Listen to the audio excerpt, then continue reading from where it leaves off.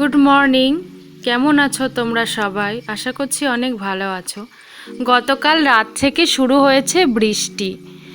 সকালবেলা ঘুম থেকে উঠে সিঁড়িতে জামা কাপড় মেলতে এসে ছাদের দরজা খুলে দেখছি কি অবস্থা। ওদিকে আবার টমি উঠে পড়েছে।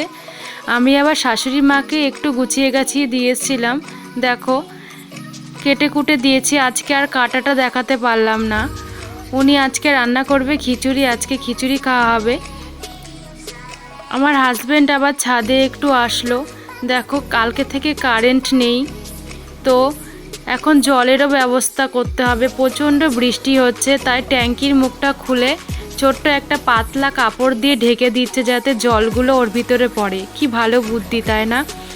বুদ্ধিটা বেশ ভালোই খাটিয়েছে যে সারাদিনে যা বৃষ্টি হবে সেই জলটা ওর ভিতরে গেলে পরে অনেকটাই জল ভর্তি হয়ে যাবে। প্রয়োজনীয় কাজ আমাদের জল ছাড়া হয় না। তার জন্য দেখো এদিকে আবার একটা ডালিম গাছ ঝুঁকে পড়েছে, এত পরিমাণে ঝড় বৃষ্টি হচ্ছে। ওই ডালিম গাছটা আমরা বিয়ের পরপর লাগিয়েছিলাম, আমার হাজব্যান্ড এনে দিয়েছিল, আমি লাগিয়েছিলাম।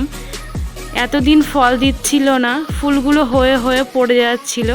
হঠাৎ এখন দেখালো হাজব্যান্ড, দেখো নিচে কি সুন্দর ফল হয়েছে। খুব ভালো লাগছে দেখে যে এতদিন পরে একটা গাছে ফল হয়েছে। লাগানো গাছে ফল হলে দেখতে কত ভালো লাগে, তাই না?